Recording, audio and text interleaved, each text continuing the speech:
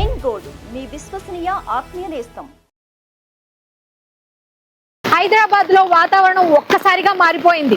కుండపోత వర్షం కురుస్తోంది. అయితే రోడ్లన్నీ కూడా కాలువలను తలపిస్తున్నాయి, మొత్తం జలమయం అయిపోయాయి. ఇప్పుడు మీరు ఇక్కడ కనుక లైవ్ లో చూసుకుంటే వాహనాలన్నీ కూడా రాకపోకలకు చాలా ఇబ్బందికరంగా మారింది. ఒక్కసారి చూడండి, ఎటువంటి పని మీద అయినా రావడానికి మాత్రం ట్రై చేయొద్దు. ఎందుకంటే సడన్ గా మారింది కాబట్టి చాలా మంది రకరకాల పనుల మీద బయటకు వస్తూ ఉంటారు. చాలా మంది చాలా చోట్ల చిక్కుకుపోయి ఉంటారు. అలా ఎక్కడైనా వర్షం తగ్గే వరకు కూడా మీరు ఉండటం బెటర్. ఎందుకంటే మామూలు వర్షం కాదు, కుండపోత వర్షం కురుస్తోంది. వాహనాలకు కూడా చాలా ఇబ్బందిగా ఉన్నట్టుగా కనిపిస్తోంది. ఒకసారి మీరు అబ్జర్వ్ చేయండి, ఆ వాటర్ అది వెళ్తున్న విధానం కానీ ఆ కార్లు వెళ్తున్న విధానం కూడా చూడండి.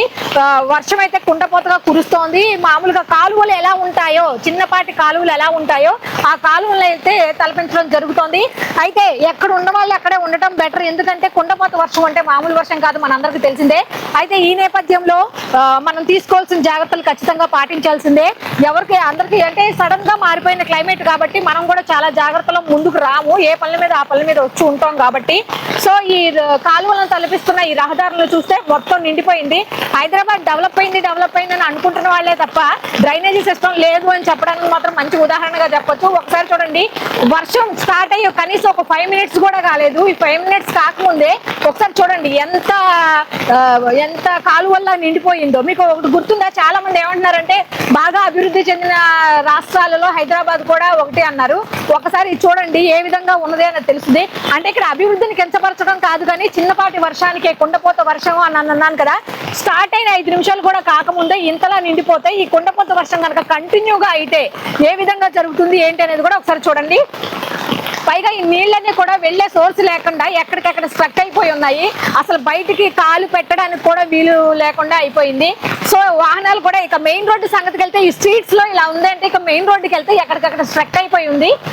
దాదాపు ఒక 5 నిమిషాలు అయితే అయింది వర్షం స్టార్ట్ అయ్యి. చూద్దాం ఒక 10-15 నిమిషాల తర్వాత కూడా ఇలాగ కనుక ఉంటుందా.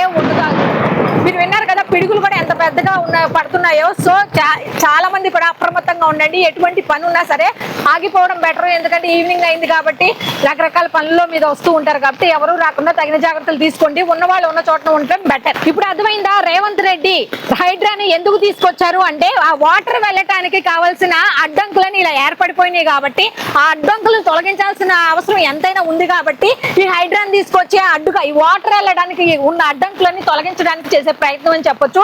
హైడ్రాన్ తీసుకొచ్చారు, కూల్చివేతలు చేస్తున్నారు, ఇవన్నీ రకరకాలుగా మాట్లాడుకుంటూ వచ్చారు. కానీ దీంట్లో వాస్తవం ఏంటి అనేది ఇక్కడ తెలుస్తుంది. ఈ వాటర్ వెళ్ళే ప్రాబ్లం అంటే ఈ వాటర్ వెళ్ళే తోవ లేకపోవటం వల్ల ఎక్కడికక్కడ బిల్డింగ్లు అవి కన్స్ట్రక్షన్ చేయటం వల్ల ఇదంతా జరిగిందని మనం చెప్పవచ్చు.